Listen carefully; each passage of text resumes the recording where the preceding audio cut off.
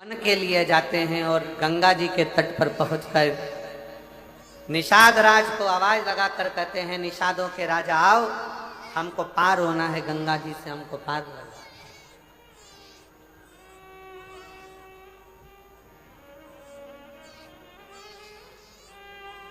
हमको पार होना है, गंगा के तट से हमें पार उतारिए। तो वो कहते ना, कभी कभी भगवान को भी भक्तों से काम पड़े, जाना था गंगा पार प्रभु केवट की नाव।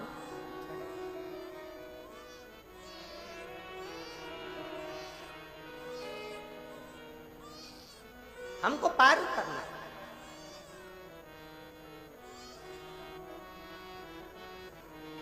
नाव लाई जाए। बहुत सारे केवट अपनी अपनी नाव को लेकर आए। किसी की नाव में रतन जड़े थे, किसी की नाव चंदन की बनी थी, किसी की नाव में छाता था, किसी की नाव में छत्र लगा था, किसी की नाव में पेंटिंग हुई थी, किसी की नाव में कढ़ाई हुई थी, किसी की नाव में घड़ाई हुई थी, कोई नाव में तांबा लगा था, कोई नाव में चांदी लगी थी, कोई नाव में पीतल लगा था, कोई नाव इतनी सुंदर थी कि वो देखते रह जाओ। इतनी सारी नाव घाट पर आकर खड़ी हो गई और भगवान निषादों का राजा निषाद राज ने भगवान राम जी से कहा, प्रभु ये सारी नाव आपकी है, आप जिस नाव पर अपना हाथ रख दोगे वो नाव में आप बैठकर चले जाओगे, आपके लिए नाव का ढेर लगा दिया गया।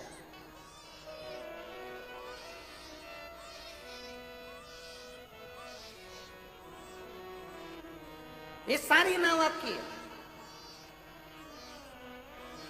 आप चाहे जिस नाव में बैठ जाइए, आप चाहे जिस नाव में बैठिए, आपकी मर्जी। ये नाव का ढेर लगाया। निषाद राज ने एक ध्वनि कर कर अपने निषादों को सूचना कर दी कि नाव लाओ, राम जी आए, पार उतरेंगे, नाव लाओ। सब ने अपनी अपनी नाव को झड़ा कर साफ कर कर पोंछ कर बढ़िया सुंदर तैयार कर कर, इतना सुंदर श्रृंगार कर कर सब ने नाव खड़ी कर दी। सब ने, एक से बढ़कर एक नाव गंगा जी के घाट पर खड़ी थी, एक से बढ़कर एक नाव गंगा के तट पर खड़ी थी। और सारी नाव लगने के बाद, सारी नाव जब लग गई, 25-50 नाव का ढेर लग गया निषादों की, तब आखिरी में एक नाव आखिरी में खड़ी थी जिसमें एक केवट अपने तन पर जो पिछोड़ा रहता है, अब इधर हमको नहीं मालूम कि इधर क्या बोलते हैं, तन पर एक गमछा, पिछोड़ा, एक कपड़ा पुरुष लोग अपने कंधे पर रखते हैं, पिछोड़ा, गमछा। एक केवट बैठा अपनी नाव की ओर और नाव में बैठा बैठा कपड़े को गीला कर रहा है नाव के पानी से और बाहर निचोड़ रहा है। फिर नाव में भरा, फिर निचोड़ा, फिर नाव में भरा, फिर निचोड़ा। क्यों?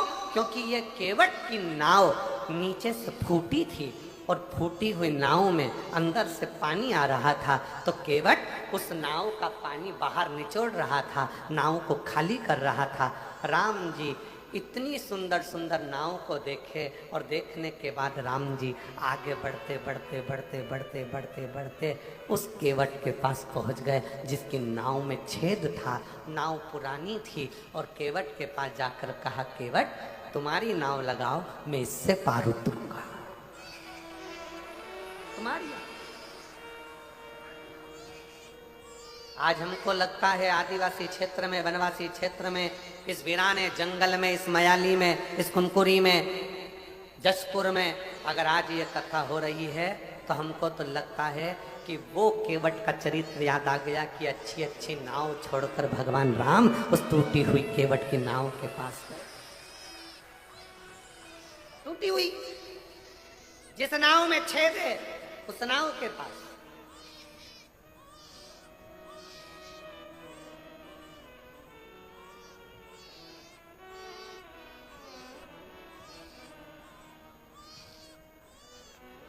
राम जी ने कहा, केवट नाव लगाओ। केवट राम जी को दिखता रहा, सुध नहीं पड़ी। जिस समय पर पहली बार अनाउंस हुआ होगा व्यासपीठ से कि मयाली जसपुर में कुनकुरी के अंतर्गत मधेश्वर महादेव में शिव महापुराण की कथा है, तो आधे तो जसपुर वालों के टेंशन हो गया होगा, इतने पास इतनी नजदीक, सोचा ही नहीं था, कभी नहीं सोचा था कि महाराज यहां जाएगा, कथा हो जाएगी। आधे से ज्यादा मेरी जीजियों ने तो मुझे लगा होगा कि उस दिन गुलाब जामुन बना के खाई होगी, पक्का। इतनी नजदीक, इतनी नजदीक।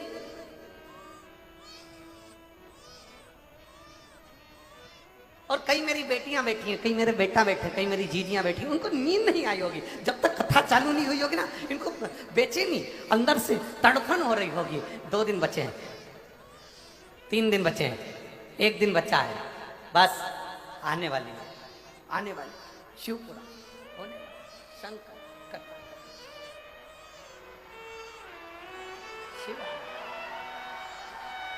शंकर आने वाला है, मेरा शंकर आएगा, मेरा शंकर आएगा, मेरा शंभु आएगा, मेरा शंभु आएगा।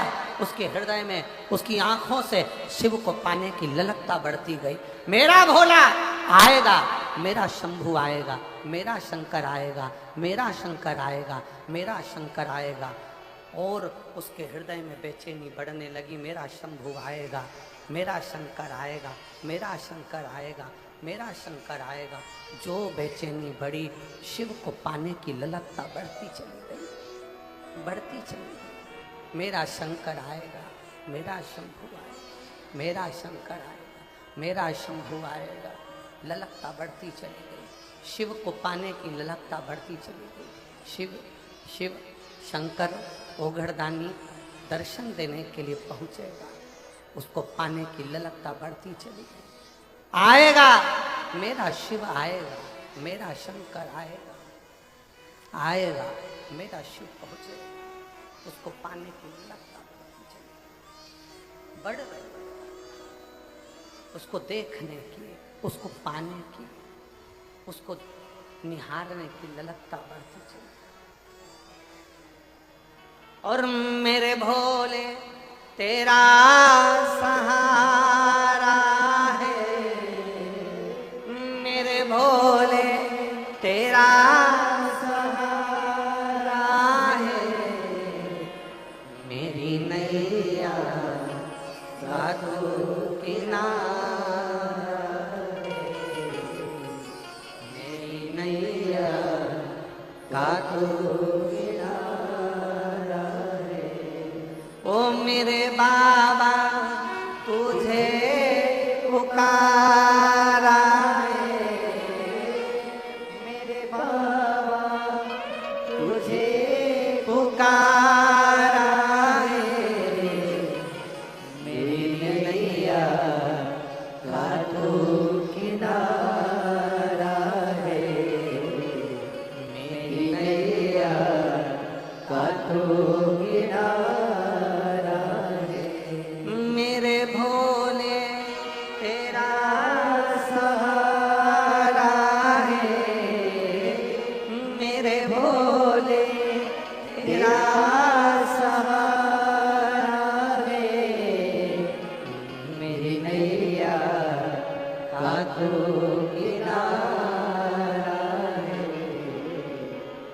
मेरी नैया काटो किनारा है।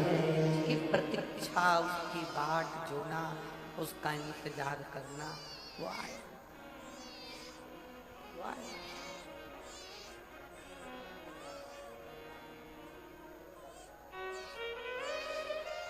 हे मेरे जसपुर की जीजियों, मेरे जसपुर के जीजाओं, मेरी बेटियों बेटाओं, शंकर शिव कब आता है, कब जाता है, लोगों को मालूम ही नहीं पड़ पाता है। और किस रूप में आकर ऐसी तरंग के साथ, ऐसी सुगंध के साथ, ऐसे वायु संचार के साथ, ऐसे आनंद के साथ निकल कर चले जाता है, लोगों को मालूम ही नहीं पड़ पाता कि कब आया और कब चले गया, कब आया।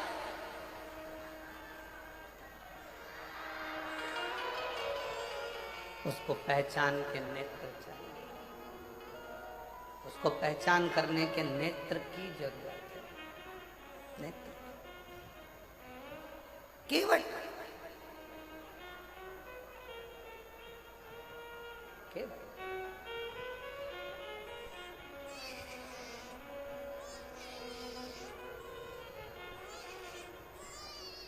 तेरी नाव लगा ले,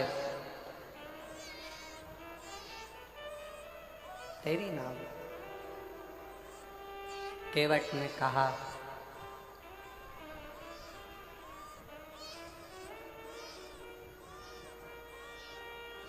मेरी नाव बड़ी है पुरानी, डूबने की है इसकी कहानी। मेरी नाव बड़ी है पुरानी, डूबने की है इसकी कहानी। कहीं डूब ना जाए मझधार, प्रभु जी से पार लगा देना। कहीं डूब ना जाए मझधार, प्रभु जी से पार लगा देना। मेरी नाव बड़ी है पुरानी, सब बोलिए, मेरी नाव बड़ी है पुरानी, मेरी नाव बड़ी है पुरानी, डूबने की है इसकी कहानी, डूबने की है इसकी कहानी। और कहीं डूब ना जाए मझधार, भोले जी से पार लगा देना। कहीं डूब ना जाए मझधार, भोले जी से पार लगा देना। भोलेनाथ मेरो संदेश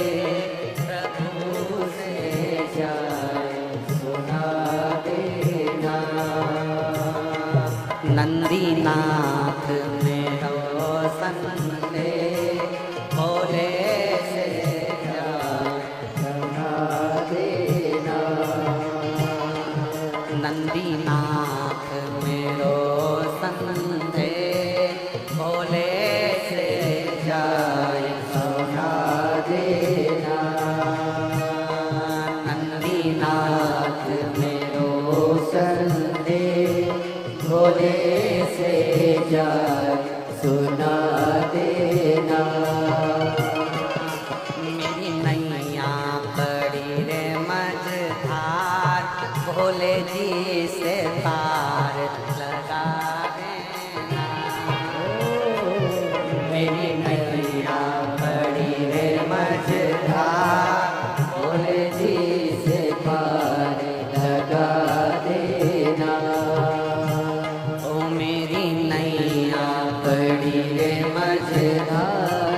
भोले जी से पार लगा देना। मेरी नैया बड़ी रे मझधार, भोले जी से पार लगा देना। बड़े प्रेम से आनंद के साथ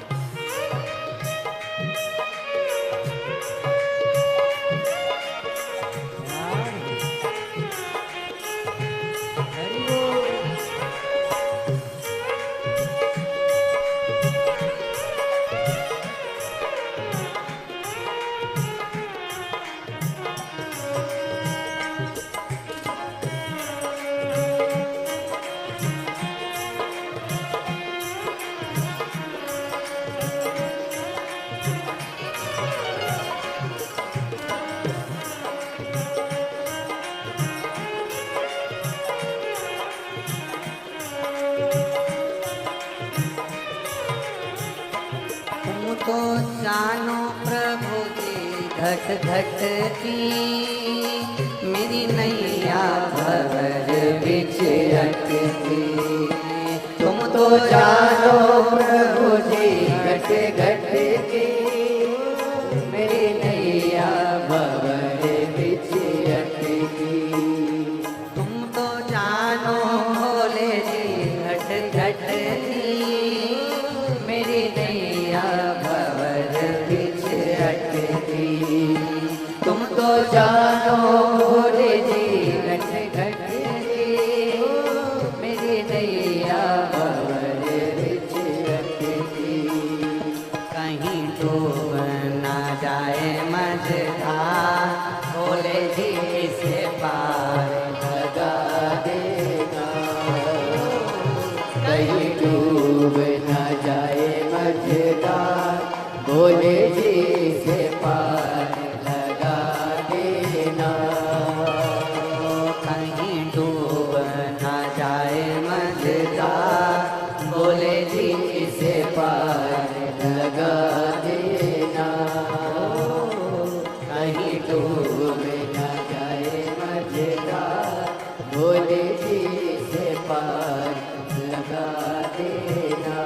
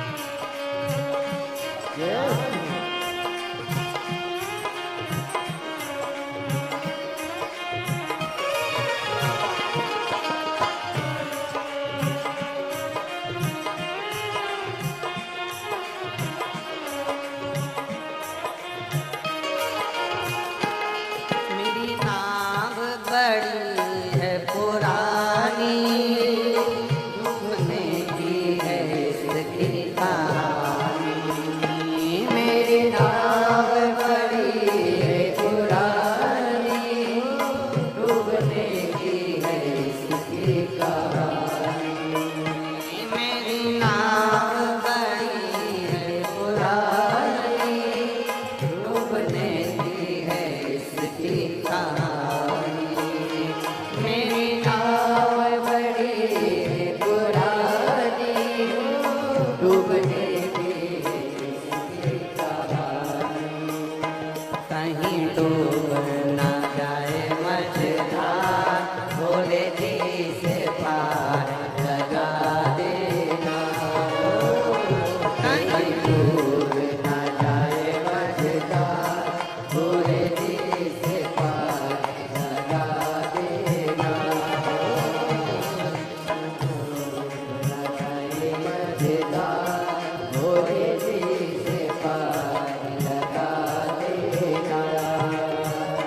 कहीं डूब ना जाए मझधार, भोले जी से पार लगा देना।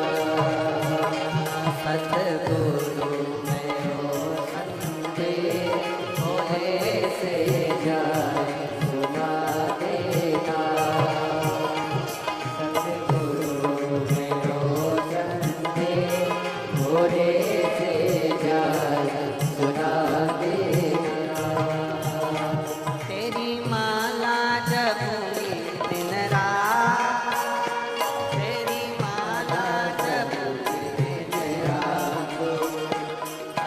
सतगुरु मेरो संदेश भोले से जाए सुना देना।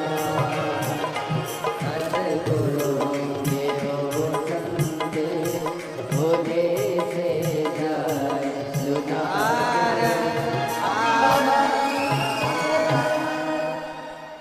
अपने स्थान पर बैठकर भगवान देवादिदेव महादेव से अपने मन का भाव अवश्य जहाँ जगह मिले वहाँ बैठकर बोले, हृदय से बाबा को प्रार्थना करें। मेरी नाव बड़ी है पुरानी, डूबने की है इसकी कहानी। मेरी नाव बड़ी है पुरानी, डूबने की है इसकी कहानी। कहीं डूब ना जाए मझधार, भोले जी से पार लगा देना। कहीं डूब ना जाए मझधार, भोले जी से पार लगा देना। तुम तो जानो भोले जी घट घट की मेरी नैया भंवर बिच अटकी। तुम तो जानो भोले जी घट घट की मेरी नैया भंवर बिच अटकी। और मेरो दूजो नहीं ले आधा, भोले जी से पार लगा देना। मेरो दूजो नहीं है आधार, भोले जी से पार लगा देना। मैं तो द्वार द्वार पर हारी, सब दूर गई मैं, सब दूर सब जगह, पर सब कोई मिलते भिखारी। एक दाता विश्व के नाम, मुझे तेरे पास बुला लेना। अपने स्थान पर बैठकर दिल से बाबा से प्रार्थना, हृदय से बाबा से अपने मन के भाव सब कहीं। आज कथा का छठा दिवस है, शिवरात्रि है। बाबा की कथा की शिवरात्रि की बड़ी महत्वता होती है। दिल से बाबा को प्रार्थना करिए।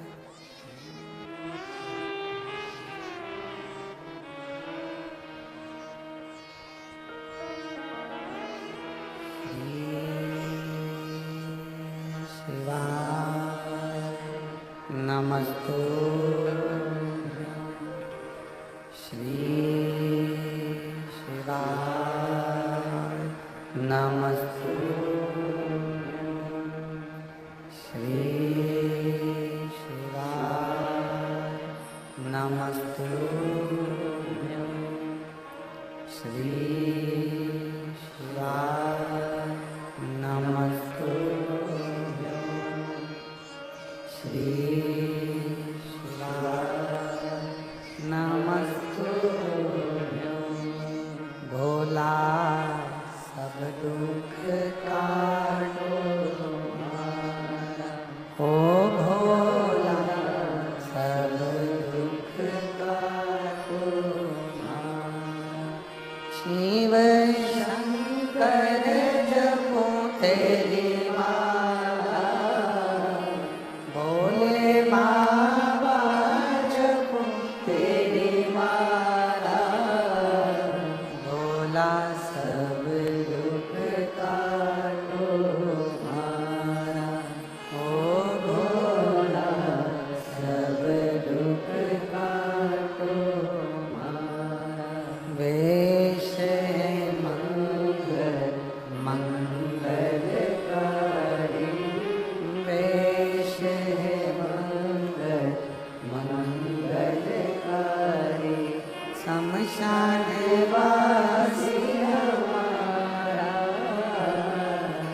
शमशान वासी हमारा ओ भोला, सब दुख का तुम्हारा ओ भोला, सब दुख का तुम्हारा।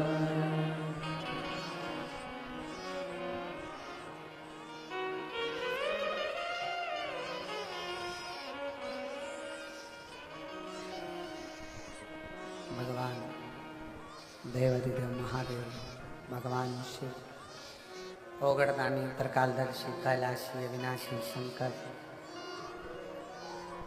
मेरे शंभू की कथा कर रहे हैं।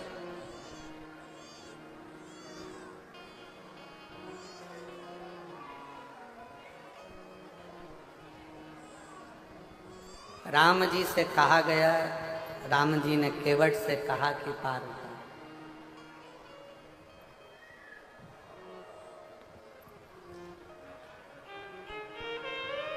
नाव पार उतार।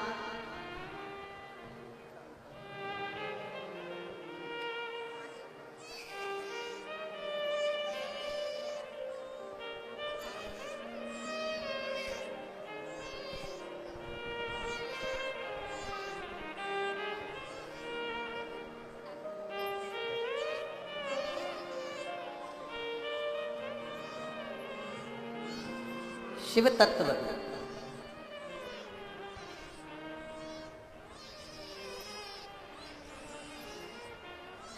भगवान शंकर की कृपा।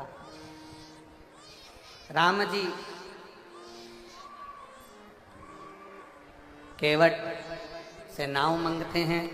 केवट स्तुप्त हो, एकदम स्थिर राम जी को देख रहा है, राम जी केवट जी को देख रहे हैं, दोनों एक दूसरे को देख रहे हैं और देखने में लगे हैं, क्योंकि केवट को आश्चर्य इस बात का है कि यहाँ रतन, माणिक, सोना, चांदी, पीतल, तांबा, चंदन की जड़ी हुई नाव खड़ी की खड़ी रह गई और मेरी टूटी फूटी नाव में राम जी बैठने के लिए आ गए। इससे बढ़कर कृपा और क्या हो सकता। ए जसपुर वालों, कुनकुरी वालों, मयाली वालों, खूब नगाड़े बजाओ कि ये शिव महापुराण की कथा अपने क्षेत्र में कैसे आई है। शिव की ही कृपा, शिव की कृपा, शंकर की करुणा, ये उसकी उदार, शंकर की करुणा, शिव की उदार। आज केवट के भाग्य जाग गए। केवट हाथ जोड़कर बोला, प्रभु। केवट ने राम जी से कहा, जरा मेरे हाथ में चिमटा तो फोड़ो, चिमटा। राम जी ने पूछा, चिमटा क्यों? मालूम पड़े मैं सपना तो नहीं देख रहा हूं। केवट प्रसन्न भाव में बोले, राम जी कहते तू सपना नहीं देख रहा, चल चल बिठा, जल्दी बिठा, बिठा जल्दी से। केवट बोला, नहीं नहीं नहीं नहीं, अभी इतनी जल्दी नहीं बिठाने वाला। तो क्यों? ऐसा कौन सा काम पड़ गया तेरे को कि तू अभी पार नहीं करेगा इतनी सारी नाव? केवट ने पहले राम जी से कहा कि सारे नाव वालों से कह दो कि तुम जाओ, अब मैं इस नाव में बैठ के जाऊंगा। राम जी ने लक्ष्मण जी से कह दिया, बोल दो निषाद राज को, जितनी नाव लगी हैं 50 की 50 नाव वाले सब चले जाओ, अब हमको नाव मिल गई है, हम इसमें बैठ कर जाएंगे। ठीक है। और सारी नाव भेज दी। अब सब नाव चली गई, नाव तो सब चली गई पर अकेले केवट की नाव ले गई। और ऐसा ही होता है, जब सारी गांव की दुकानें बंद हो जाती है किराने की और एक किराने की दुकान खुली रहती है, तो जो 50 रुपए किलो का चावल है वो 55 में बिक जाता है। सारी सब्जी की दुकान बंद और एक सब्जी की दुकान खुली है, तो तुम जाकर पूछोगे क्यों, आलू क्या भाव? तो उसकी मर्जी, 50 रुपए किलो, 60 रुपए किलो। भिंडी क्या भाव? 40 रुपए किलो। अरे कल तो 20 रुपए थी, 15 रुपए थी, भिंडी इतनी कीमत वाली हो गई। तो क्या भिंडी भी तो है, इतने की आएगी एक दुकान। अब सारी नाव चली गई, अकेली एक नाव केवट की बची। अब भगवान राम जी से केवट कहने लगा, प्रभु एक बात कहना चाहता हूँ, बिठाने को तो अब भी नाव में बिठा लूँगा, पार भी उतार दूंगा, पर दिक्कत इतनी सी है, मैंने सुना है, मेरे को सूचना मिली है कि तुम्हारे चरण की रज से पत्थर स्त्री बन गई थी, तो मुझे ऐसा लगता है कि मेरी नाव भी स्त्री बन जाएगी। इसलिए निवेदन है प्रभु, मेरे हाथ से एक बार तुम्हारे चरण धो दूं, फिर तुम्हें नाव में बिठाऊंगा, इससे ज्यादा कुछ नहीं चाहिए।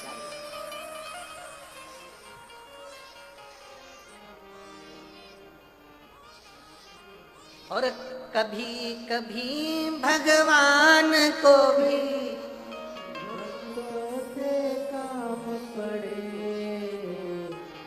जाना गंगा पार प्रभु, केवट की नाव चढ़े। चरण धुलवा लीजिए। राम जी ने कहा ये सामने गंगा जी बह रही है, मैं जाता हूँ गंगा में, पांव धोकर आऊंगा, तेरी नाव में चढ़ जाऊंगा। केवट बोला नहीं, इधर ही खड़े रहो, यहीं मैं घर जाऊंगा, पानी लाऊंगा। अब सुन लो, जितने लोग बैठे हैं शिव महापुराण की कथा को, जितने आस्था चैनल पर सुन रहे हो, जितने फेसबुक यूट्यूब पर सुन रहे हो, बहुत सावधानी से सुनना। केवट क्या कर रहा है? घर जाऊंगा, पानी लाऊंगा। शिव महापुराण की कथा क्या कहती है? मंदिर का पानी लेकर मंदिर के शंकर को मत चढ़ाओ। शिव पुराण कहती है अपने घर से लोटा भरकर जल लेकर जाओ। क्यों? केवट चाहता तो गंगा जी का पानी वहीं उठाकर धोके राम जी को बिठा देता, पर नहीं, घर जाऊंगा, घर से जल लाऊंगा। क्यों? क्योंकि घर का जो जल आता है वह हमारी 71 पीढ़ी को तार देता है। अपने घर का जल मेरे अकेले के लिए नहीं, मेरे पूरे कुल को तारने के लिए लाऊंगा। राम जी कहने लगे घर कितनी दूर है, एक काम कर, हमें तेरे घर ले चल, वहीं धो लेना और वापिस ले आना। केवट बोला नहीं नहीं नहीं, घर में इतनी जगह है नहीं, तुम तो यहीं खड़े रहो, दूसरा नाव वाला तुम्हें पकड़ के ले गया तो एक काम करो, तुम यहीं रहो। राम जी बोले ठीक है, जल्दी जा, जल्दी आना। केवट जाने लगा, इतने में लक्ष्मण जी राम जी के पास आकर बोले प्रभु मेरा एक निवेदन स्वीकार करोगे? राम जी ने पूछा क्या? क्यों इसके चक्कर में पड़े हो? दूसरी नाव बुला लेते हैं और निकल जाते हैं। केवट ने सुनते से दौड़ के वापिस आ गया, राम जी का हाथ पकड़कर गंगा नदी की रेत पे खड़ा कर दिया और राम जी का हाथ पकड़कर खड़ा कर कर एक उंगली से चारों तरफ घेरा बना दिया और घेरा बनाकर कहा प्रभु अगर इस घेरे से बाहर निकले तो मेरी सौगंध है तुमको। राम जी अच्छे खासे पेड़ की छांव में थे, अब मालूम पड़ा धूप में खड़ा कर दिया। राम जी ने लक्ष्मण जी से कहा थोड़ा धीरे नहीं बोल सकता था? इतना तेज बोला, वो मुझे धूप में खड़ा करके चले गया। राम जी कहते हैं अभी तक भगवान भक्त को बांधता था, आज भक्त ने भगवान को बांध दिया, लगा दिया फेरा वहीं पर खड़े राम। केवट गया घर, पत्नी को आवाज लगाया, सुनती है? पत्नी ने पूछा क्या? मेरी माँ जिस पात्र में आटे को सनती थी वो कठवता कहाँ है? पत्नी ने कहा वो रखा, ये तो पत्थर का, मेरी अम्मा के जमाने का लकड़ी का पात्र लाया, पत्थर का नहीं। पत्नी ने पूछा क्यों? पति ने कहा ये पत्थर का कठवते में अगर चरण धुलाऊंगा तो पत्थर पे से पानी सूख जाएगा, लकड़ी के कठवते में धुलाऊंगा तो लकड़ी पानी को सोख लेगी, रोज आटा उसनेंगे, रोज राम जी के चरण का जल मिल जाएगा और अपना कल्याण हो जाएगा। रोज लकड़ी का कठवता लिया, पत्नी से कहा तू भी मेरे साथ चल। एक लोटा जल भरा और सीधे राम जी के पास पहुंच गए। राम जी के पास पहुंचकर कठवता रखा नीचे, पत्नी को दिया लोटा, राम जी से कहा रख दो इसमें तुम्हारे चरण। राम जी ने बर्तन देखा तो छोटा सा था, अपना एक पांव रख दिया।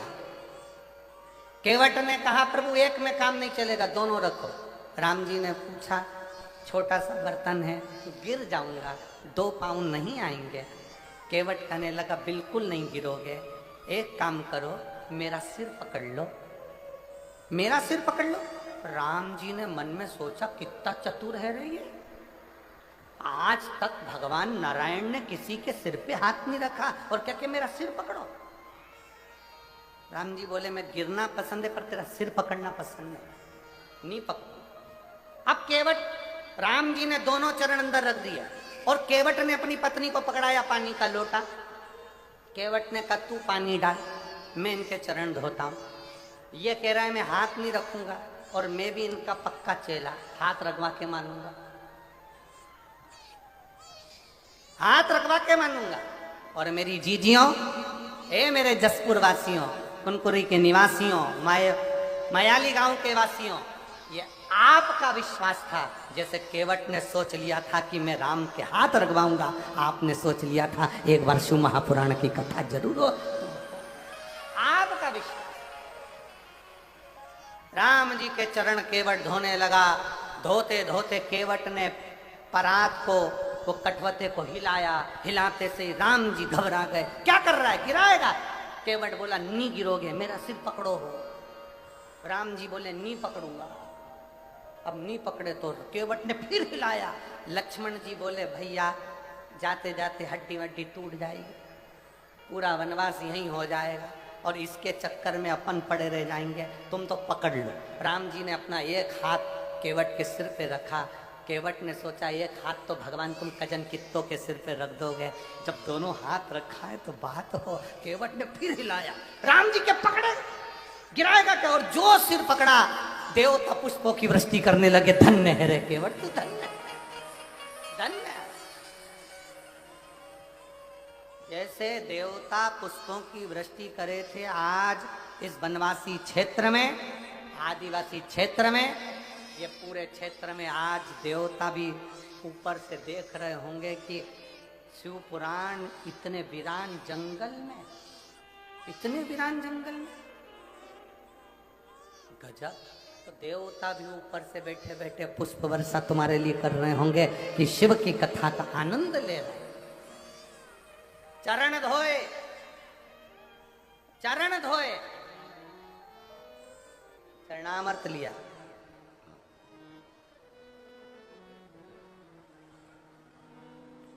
केवट मन ही मन हर्षाया, चरण धोए चरणामत किया। और चरण धोकर चरणामत लेकर राम जी को बिठाने के लिए कहने लगे प्रभु बैठिए। अब राम जी बैठ गए, लक्ष्मण जी बैठ गए, सीता मैया बैठ गई। बैठने के बाद कंधे पर जो कपड़ा रखा था वो कपड़ा दे दिया लक्ष्मण जी को, तुम पकड़ो। लक्ष्मण जी ने पूछा इसका क्या करूं? केवट बोला नाव में छेद है, पानी भराएगा, खाली कौन करेगा? केवट राम जी, लक्ष्मण राम जी को देख रहे कि मैं पानी निचोड़ूं नाव में से। राम जी लक्ष्मण जी से बोले या तो निचोड़ ले, नहीं तो अपन डूब जाएंगे। क्या मतलब निचोड़? अब लक्ष्मण जी पूरी नाव का पानी निकालते रहे, निकालते रहे। केवट नाव चलाता रहा, चलाता रहा। यहाँ से जाए वहां, वहां से जाए यहाँ, यहाँ से जाए वहां, वहां से जाए यहाँ। राम जी को पार ही नहीं उतारे। अच्छा सबसे ज्यादा गुस्सा किसको आ रहा होगा बोलो जम के? हैं? लक्ष्मण जी को। क्यों? क्योंकि पानी निकाल निकाल के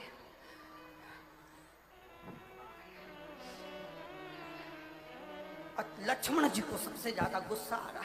हम निचोड़ निचोड़ के परेशान और ये घुमा घुमा के परेशान। पार उतार दे दादा, पार उतार दे। इतने में लक्ष्मण को गुस्सा आ गया। लक्ष्मण जी बाण लेकर खड़े हो गए। बार बार चक्कर काट रहा है, एक बार में पार क्यों नहीं करता? मैं तुझे अब भी मार दूंगा। इतने में तो तुरंत जैसे ही कहा अभी मार दूंगा, केवट बोला मार दो। ये मत सोचना मैं तुम्हें पहचानता नहीं हूं। ये नारायण है, ये लक्ष्मी है, तुम शेषनाग हो। मैं पूर्व में कछुआ था, दर्शन करने वैकुंठ गया था। शेषनाग तुमने इतनी तेज फुंकारा, मरने के बाद केवट बन गया। अभी भी घाटे में नहीं जाऊंगा। तुमने बाण मारा तो मैं मर जाऊंगा। मर गया तो उसमें फायदा मेरा है, मरकर वैकुंठ जाऊंगा। पर मेरी पत्नी तुम्हारा पीछा नहीं छोड़ेगी। मैं मर गया तो अंतिम संस्कार भी राम जी तुमसे ही कराएगी और 12वें का भोजन भी तुमको ही खिलाएगी। राम जी बोले लक्ष्मण से, लक्ष्मण बैठ जा, क्यों आफत कर रहा है? बैठ जा, जितनी बार घुमाए घुमाने दे। राम जी ने केवट से कहा, पार उतार दे रे, पार उतार दे। राम जी के कहने पर केवट ने पार उतारा। अब उतराई देने के बाद में क्या दिया, तो मां जानकी की विठी का देने की बात आई, पर केवट मना करते हैं। तब राम जी ने जाते जाते, अब आई कथा, अब है कथा। राम जी ने जाते जाते केवट से कहा, केवट हम जा रहे हैं, तू हमको याद करते रहना। केवट हम जा रहे हैं, राम जी कर रहे हैं, तुम हमको याद करते रहना। इतने में केवट बोला, प्रभु। राम जी से केवट कहता है, प्रभु घर में इतना काम पड़ा है, नाव अलग चलाना रहती है, फूटी हुई नाव का पानी अलग निकालना रहता है। अब बताओ ऐसे में मैं तुमको कैसे याद करूंगा? घर में काम इतना, पानी अलग निकालना, नाव अलग चलाना, और आप कह रहे हो कि मुझे याद करना? केवट ने कहा, प्रभु मेरे बस की बात नहीं है कि मैं आपको याद करूं। तो राम जी ने पूछा, फिर क्या होगा? केवट ने कहा, प्रभु मैं आपको याद करूं ये मेरी औकात नहीं, बस इतनी कृपा करना, आप मुझे याद कर लेना, मेरी जिंदगी सार्थक हो जाए। आप मुझे याद करना। और शायद जसपुर वासियों के लिए, मयाली वालों के लिए, किमकरी वालों के लिए ये बहुत बड़ी बात है कि आप भले शंकर भगवान को, मधेश्वर नाथ को याद करे कि नहीं करे, पर मेरे भोलेनाथ ने आप सबको याद कर लिया। इसलिए शिव महापुराण की कथा यहाँ।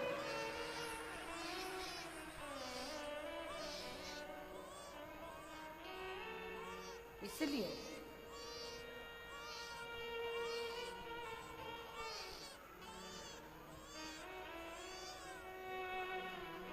और मेरी नाव बड़ी है पुरानी, सब बोलिए सब।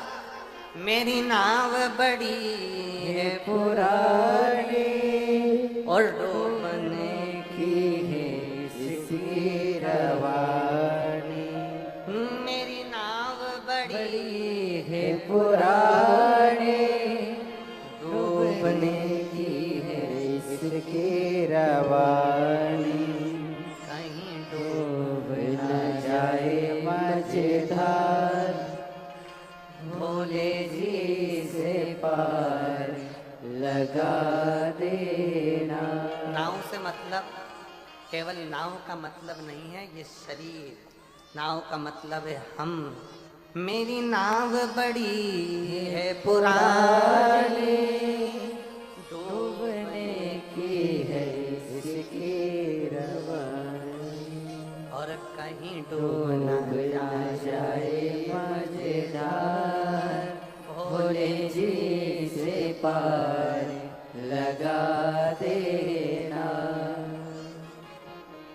नंदीनाथ मेरो संदेश, भोले से जाए सुना देना। हम जब शंकर के मंदिर में जाएं एक लोटा जल समर्पित करने के लिए, तो भगवान शंकर से कहना, भोले बाबा, हे नंदीश, हे नंदी बाबा, हो सकता है हम याद करना भूल जाएं, पर मेरे डमरू वाले, हे नंदी बाबा, तुम मुझे मत भूल जाना।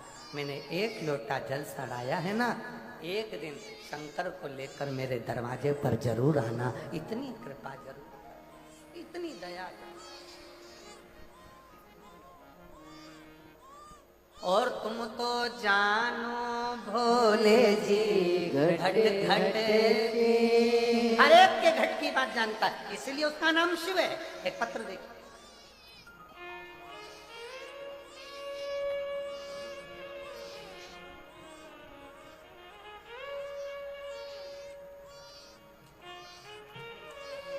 मेरा नाम मंजू पंचे, पति मंगल पंचे, निवासी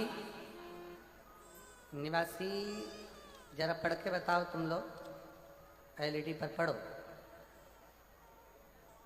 क्या लिखा है। बोरी पारा, बौरी पारा, घूटरा पारा अंबिकापुर की हैं। कहीं बैठी हैं? आप ही हैं? एक बार वापिस हाथ हिला दो। आ जाओ, एक बेलपत्र लेकर जाओ। आ जाइए, आ जाओ। मेरा नाम मंजू पंचे, पति मंगल पंचे, निवासी बोरी पारा, घुटरा पारा, अंबिकापुर के निवासी हूँ। गुरुदेव, एक लोटे जल का मैं क्या वर्णन करूं। मेरे गले में 2024 से गठान हो गई थी, जिसकी वजह से गले में दर्द रहता था, भोजन करने में दिक्कत होती थी, बोलने में तकलीफ होती थी, बहुत तकलीफ की जिंदगी जी रही। डॉक्टरों ने कह दिया था इसका ऑपरेशन करना पड़ेगा। ऑपरेशन करने के बाद जांच होगी और जांच में मालूम पड़ेगा कि इसकी स्थिति क्या है, ये काय की गठान है, कैसी गठान। बहुत तकलीफ का जीवन हो गया गुरु। टेंशन में जिंदगी चलने लगी, इतना तकलीफ हुआ। तब हमने महाराष्ट्र में भी जांच कराया, रायपुर में भी जांच कराया, सभी डॉक्टरों ने ऑपरेशन का बोला। हर डॉक्टर ने ऑपरेशन का बोल दिया और डॉक्टर ने कहा इसको जल्दी से जल्दी ऑपरेशन कराना। तभी मेरे पियो और उसने अपने गले में, मेरे पिए ने गले में पहना हुआ एक रुद्राक्ष, जो कि वो सीहोर से लेकर आया था, उसने अपने गले का रुद्राक्ष मुझे निकाल कर दे दिया। गुरुदेव, मैं नहीं जानती कि सीहोर के रुद्राक्ष में क्या है, और आज फिर निवेदन करूंगा इस व्यासपीठ के माध्यम से, सारी दुनिया का रुद्राक्ष रुद्राक्ष होगा, पर सीहोर का जो रुद्राक्ष होता है कुबेरेश्वर धाम का, जो बेचा नहीं जाता, जो मार्केट में नहीं मिलता और ना ही उसको खरीदना चाहिए। अगर कोई कहे कि सीहोर का रुद्राक्ष हमें कितने का मिलेगा, समझ लेना बेवकूफ़ बना रहा है। सीहोर का रुद्राक्ष, अगर कोई बीमारी है, कोई तकलीफ है, कोई कष्ट है, कर्जे में डूब गए, बहुत एग्जाम दे लिए, निकल नहीं रहे हो, कुबेरेश्वर धाम सीहोर जाओ, बाबा के आगे हाथ फैलाकर वो रुद्राक्ष ले और उसको धारण करो। बीमार हो तो तांबे के कलश में उसको गलाओ रात भर, सुबह शंकर जी को जल चढ़ाकर उसका जल पीना प्रारंभ करो, धीरे धीरे बीमारियां कटना प्रारंभ हो।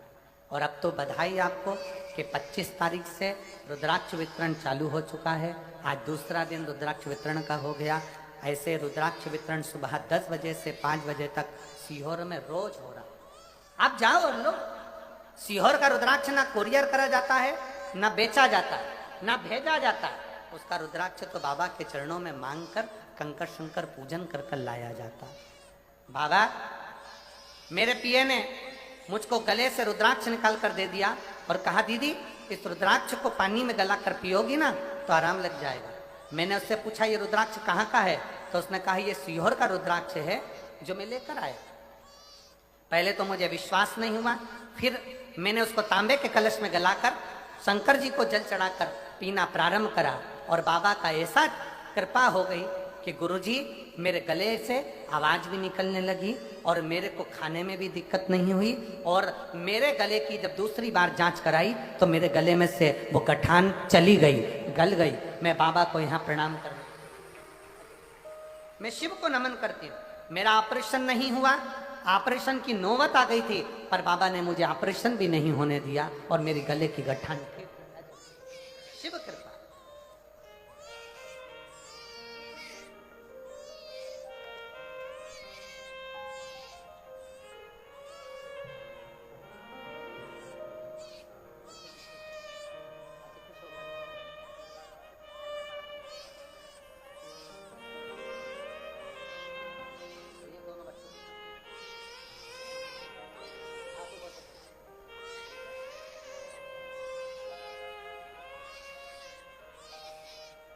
शिव कृपा से। एक पत्र और बड़ा सुंदर है महाराज।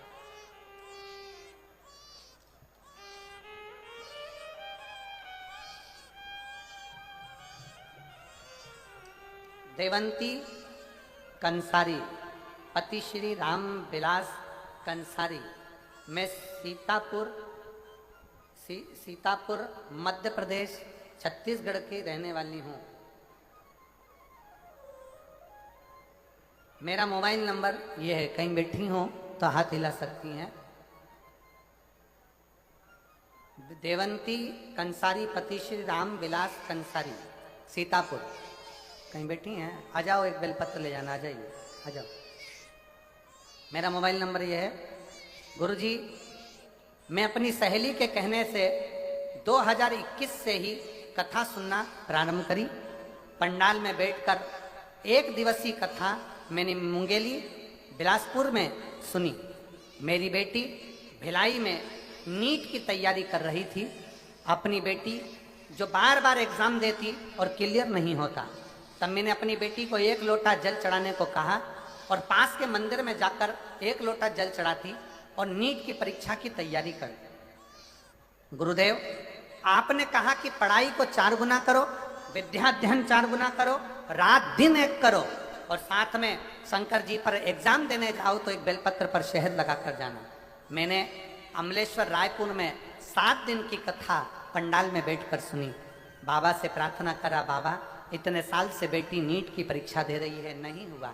मैंने सुना है पंडाल में बैठकर जो मांगा जाता है तो देता जरूर है। मैंने 7 दिन की कथा पंडाल में बैठकर सुनी, बाबा को प्रणाम करा और नमन कर कर उसी मिट्टी को अपनी बेटी को भी दिया कि बेटा इसको मस्तक चढ़ा, और एक बार अच्छी मेहनत कर कर रात दिन एक कर, वो सीहोर वाला महाराज कहता है कि पढ़ाई 4 गुना कर, और उसके बाद एक बेलपत्र शिव को चढ़ा कर जा। आज मैं बाबा को धन्यवाद देती हूँ। मैंने कहा था बाबा से, बाबा मेरी बेटी नीट की परीक्षा में उत्तीर्ण हो जाए, बस ऐसी कृपा कर, मैं तेरी कथा सुनूंगी। और आज बाबा की कृपा से मेरी बेटी ने नीट क्लियर कर लिया और मेरी बेटी महासमुंद के मेडिकल कॉलेज में पढ़ाई कर रही है डॉक्टर की। मैं बाबा को धन्यवाद देने के लिए यहाँ आई हूँ, बाबा को प्रणाम करने के लिए।